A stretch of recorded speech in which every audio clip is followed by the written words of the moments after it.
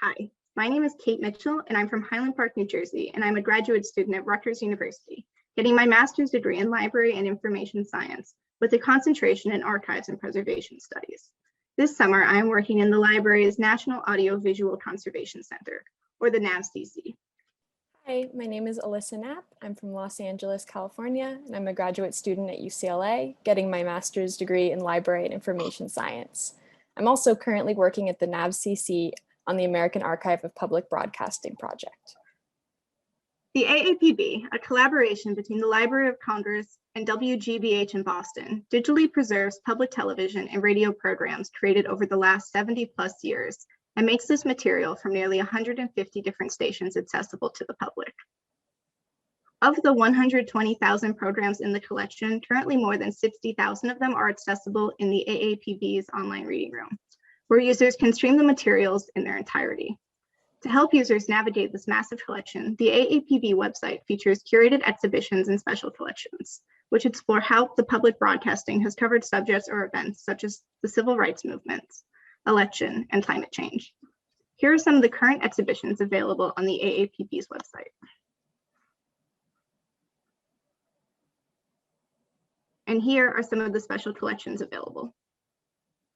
As you can see, there is a broad range of topics highlighted and explored by the AAPB, including the collection of episodes from the PBS NewsHour.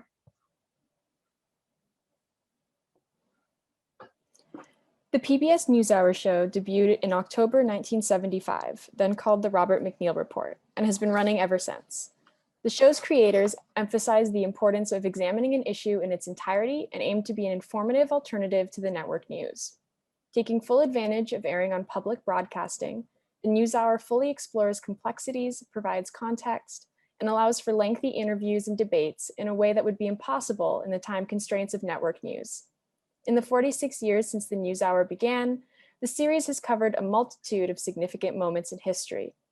Nearly 15,000 of these NewsHour programs currently reside in the PBS NewsHour collection on the AAPB's website.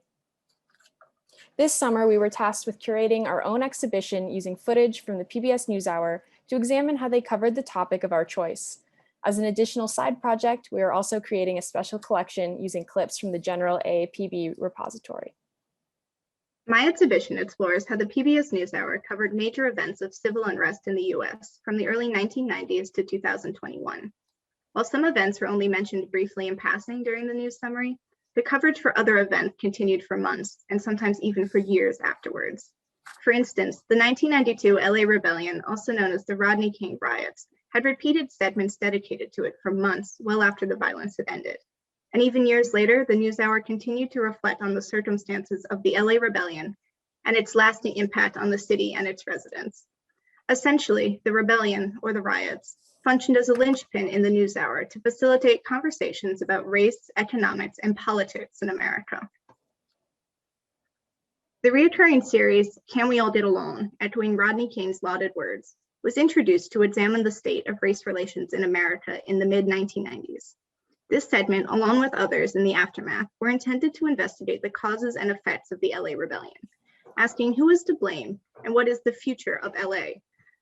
The Occupy Wall Street movement in 2011 and the Ferguson protests in 2014, along with other major events of civil unrest, also served as catalysts for the NewsHour's critical exploration of social issues, such as unemployment, urban development, and policing. While the topics of discussion varied in the NewsHour's coverage of unrest in America, common throughout is this question of change. What has changed, what needs to change, and more poignantly, as civil unrest became more and more frequent, what hasn't changed. For my special collection, I am identifying and arranging clips from the AAPB's repository that capture the Asian American and Pacific Islander experience in the US. This includes a variety of footage from interviews to news summaries to human interest stories and even cooking shows. My exhibit focuses on news coverage of the proxy wars, or hot wars, of the Cold War.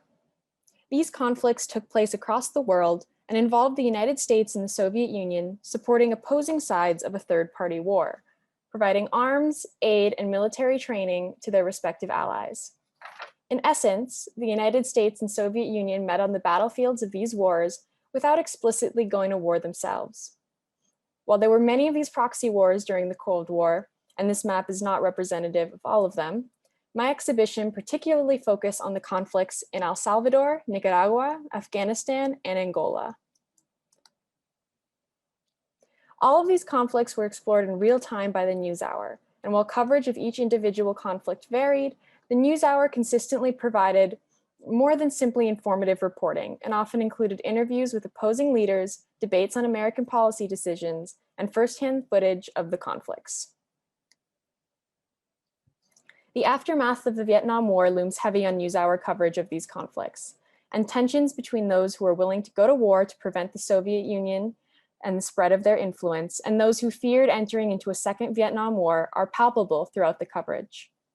And while these conflicts took place mainly in the 1970s and 80s, the ramifications of these wars continue into the present day, making the NewsHour footage a valuable resource for understanding how and why these conflicts unfolded, while also shedding light on how decisions made 40 years ago still affect our world today.